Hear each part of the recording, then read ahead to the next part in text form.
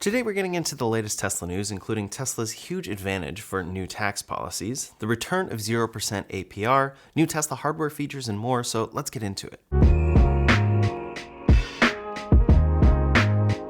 First up today, Tesla is in the process of upgrading one hardware feature on their cars, which could have big implications for the future. Tesla vehicles have always had connectivity as part of them, and since 2018 they've had LTE or 4G connectivity. That even includes the latest Model Y, the refreshed version, the Cybertruck, and the Model 3. Those still came with the same LTE modems that they've had for years. Well, new reports are out that Tesla is officially upgrading those specific cars to a new 5G capable modem. So soon enough, the refreshed Model Y, new Model 3 deliveries, and new Cybertruck deliveries will have a updated 5G capable modem.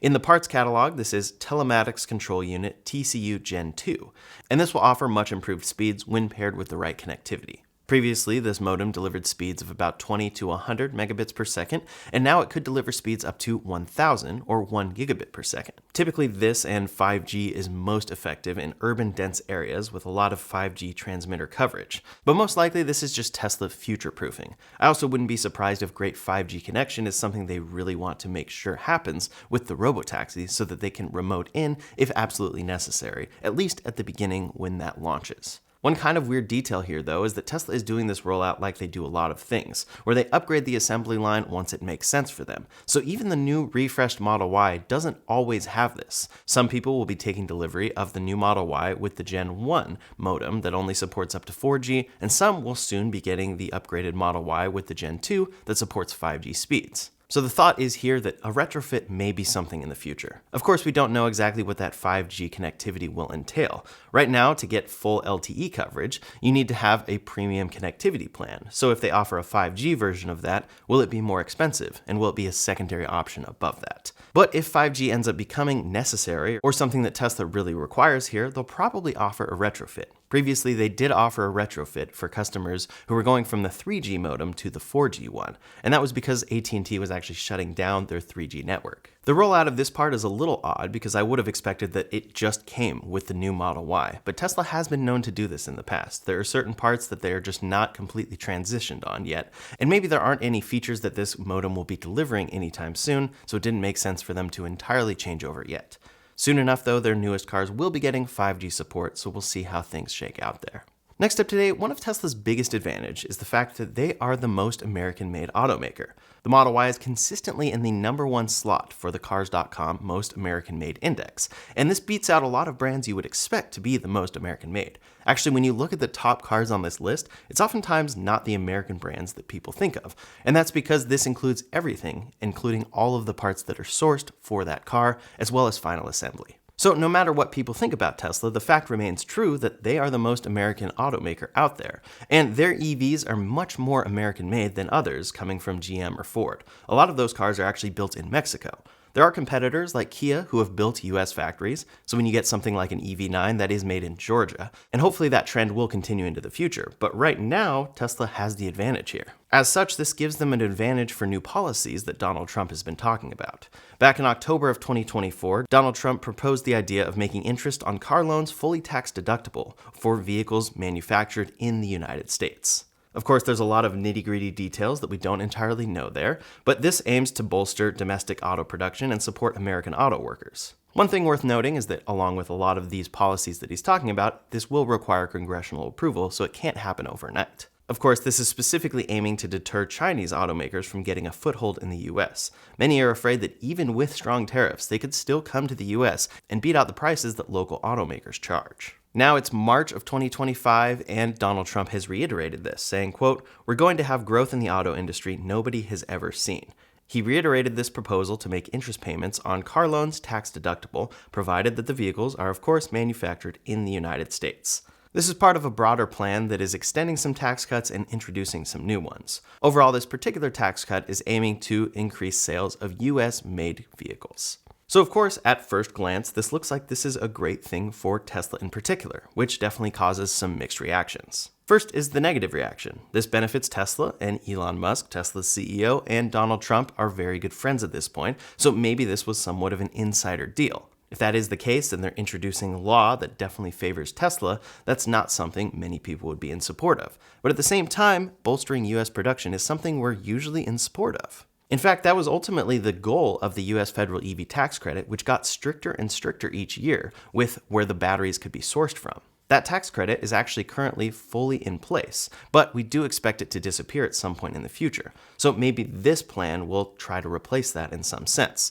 Writing off your car payment's interest could save you thousands of dollars per year, because interest rates are fairly high right now, and a lot of people need to buy vehicles with them. Here, as long as you got one that was made in the US, you'd be able to write that off of your taxes. But of course, this is not EV specific in any way, shape, or form. So there could be various effects that come as a result of this. Right now, the current landscape is that Ford makes an estimated 80% of their vehicles domestically. But for their EVs, a lot of those are made in Mexico. So those EVs actually wouldn't qualify for this, whereas their gas vehicles would, which in some sense, for certain companies and how they are set up at the moment, would mean it's even cheaper to buy a gas vehicle than to buy an electric one. For GM, it's estimated that they make about 47% of their cars domestically, so they would be in a little bit more of a challenging situation. But then for Tesla, of course, 100% of their US delivered vehicles are made in the United States, so all of their cars would qualify. It's definitely an interesting idea that has a lot of implications attached to it. It seems like it's something that would favor people who already make cars in the US, but it could be something that drives people to make their cars in the US within the next couple years if they can. Of course, though, we know that scaling takes a lot of time, and a lot of these automakers have scaled up EV production outside of the United States, so bringing that into the US may take them some time. My personal fear is that companies like Ford will see that disparity grow, meaning their electric vehicles are even more expensive for customers to obtain, so they end up just slowing down on their EV efforts. At the same time, this could make Tesla vehicles much more affordable, along with Rivian vehicles, which are made in the United States, and Lucid vehicles, which are made in the United States as well. So there are various EV companies that make their cars entirely in the United States that would benefit from this. But Tesla is more scaled up than any of those companies, so it does seem like something that would particularly benefit them, which is something people will have a problem with, of course. What are your thoughts about this proposal, though? Is it somewhat of a good alternative to the federal EV tax credit that's fair across the board, or does it have other implications that make it worse? Leave a comment below to let me know your thoughts. Next up today, for the last few years, Tesla has been pushing a lot of different incentives and deals to drive sales of their cars.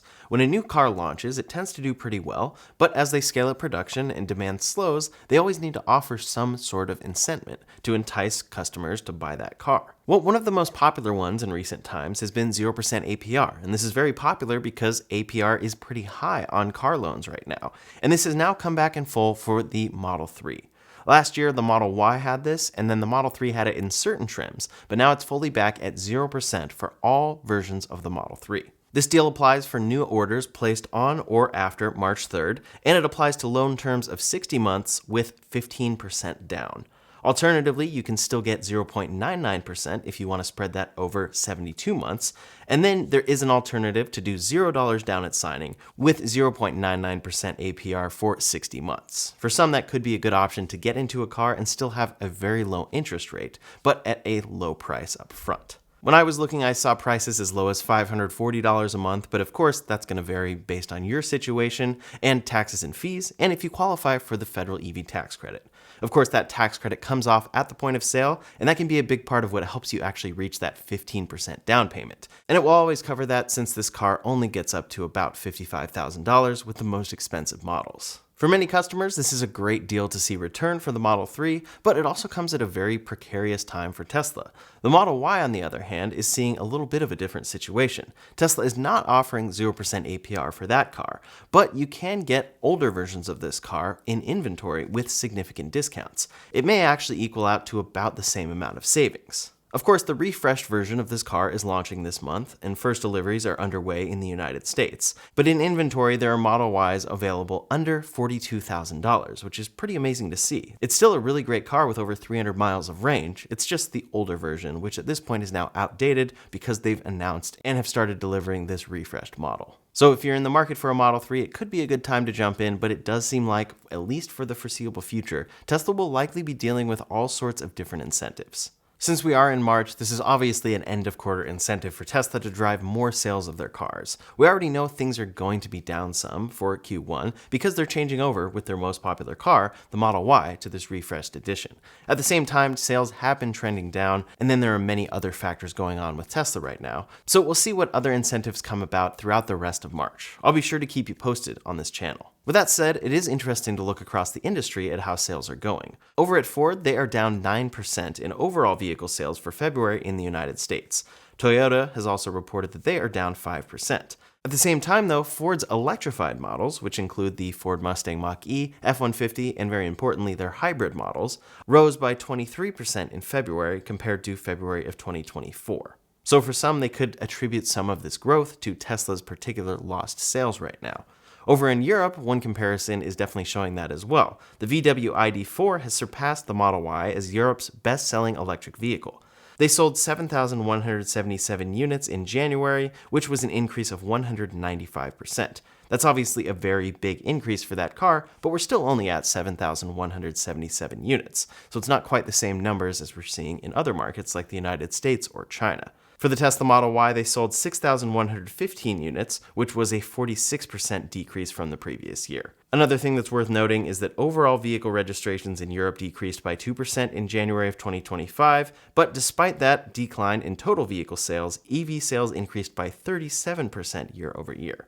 So it does seem like things are trending up while Tesla is trending down, but one big elephant in the room, of course, is that the Model Y was changing over during January. Tesla was already on the cusp of announcing that, then they did announce it, and then they actually started taking orders, so customers are particularly waiting for this new version. Of course, sales were down in January. Still, though, the drop is pretty significant and includes other cars. Tesla's total vehicle registrations in Europe dropped by 45% in January, from 18,121 in January of 2024 to 9,913 in January of 2025. Again, there's that Model Y changeover factor there, but even the Model 3 saw sales decline year over year by about 44%. So there's of course the factors that most people would assume here, but at the same time, there's also the big factor of Chinese competition. Chinese car brands registered 37,134 vehicles in January of this year, which was a 52% increase from January of the previous year. The share of Chinese brands also grew from 2.4% to 3.7%, and the combined volume of Chinese brands actually surpassed established brands like Ford, which registered 35,790 units in January of 2025. So over in Europe, there are many factors going on, one of which includes Chinese competition, which we are not really seeing in the United States because of tariffs. Over in China, however, we're getting a little bit of a peek at the new Model Y. It is worth noting that that market doesn't seem to care as much about some of the factors we're seeing across the rest of the world right now. And Tesla is incredibly productive at that factory there, so they're already ahead on production and deliveries. But last week, they sold 6,600 of the refreshed Model Ys. Seeing that many deliveries already happening within 1 week is very, very impressive for this new car. Of course, though, that is the launch of this new exciting launch series, so we'll see how things hold up from here out. It's very interesting to watch Tesla's sales around the world compared to other electric car makers, and really analyze what is going on there. There are many factors that people assume, but there are always many pieces to the puzzle that can be attributed to certain aspects of a decline. Regardless, it does seem like Tesla is getting those incentives in place so that they can hopefully sell more cars this quarter, but regardless, we are expecting a pretty big decline in sales for Q1 of 2025. We'll get those numbers at the beginning of April, and then we'll see what Tesla has to say on their earnings call after that. Next up today, as Tesla is in the process of rolling out the new Model Y, we're finding out a lot of new features that this car comes with. Of course, there's all of the obvious stuff, like the LED light bars, the ventilated seats, the rear screen, the power folding seats, and many more things like that. But one very cool feature under the hood is a new braking system. For the Cybertruck, Tesla brought steer-by-wire, but for the Model Y, they've brought a dual brake. For the new Model Y, they say, quote, "Brake system in new Model Y has the freedom to use either electric motor or mechanical brake when you push the brake pedal. This brings you maximum efficiency, consistency in pedal behavior, and improved stability." So this is an entirely new braking system, and it doesn't move anymore in autopilot because there are two master cylinders. There's one for their system, and then there's one for you. This changes that behavior that can happen when you're in autopilot and the system is braking for you, so the brake is actually further away from you.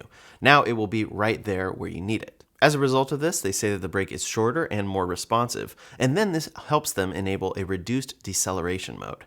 In the past, Tesla had different deceleration modes for people transitioning from other cars that don't use one-pedal driving. In a Tesla, regen braking can take a little getting used to, especially for someone coming from a gas vehicle. So they used to have different options, but then they eventually got rid of them. We kind of found out that they got rid of these options and only allowed one-pedal driving in certain vehicles because of efficiency. You would have customers complaining that they weren't getting anywhere near their range, and part of that was because regen capturing back some of that range actually contributes a lot to Tesla's EPA estimated range. But now Tesla has enabled a reduced deceleration mode that's available in the new Model Y only. I was curious as to why they brought this back only on this car, other than to make sure people were comfortable getting into it and driving it, but they detailed in this video that this actually still captures the same amount of regen. So no matter if you're using one-pedal driving exclusively, like a lot of people do, or you're using this new reduced deceleration mode in the updated Model Y, you will be getting the best efficiency possible in your Tesla.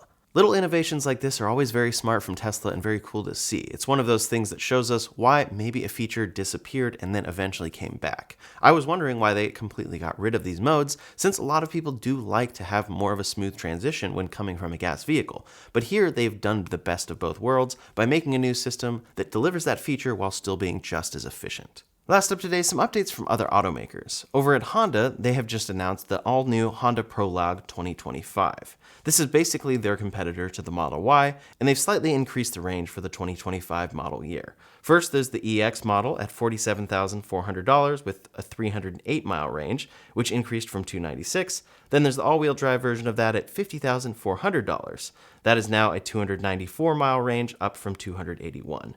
This car has a few other trims, all of which saw pretty decent range increases, like the Touring model, which increased from $281 to $308, and then the top model comes in at $58,355. It is worth noting that all of these trims do fully qualify for the federal EV tax credit, just like the Model Y does, so you can subtract $7,500 from this price at the point of sale if you qualify for that federal credit.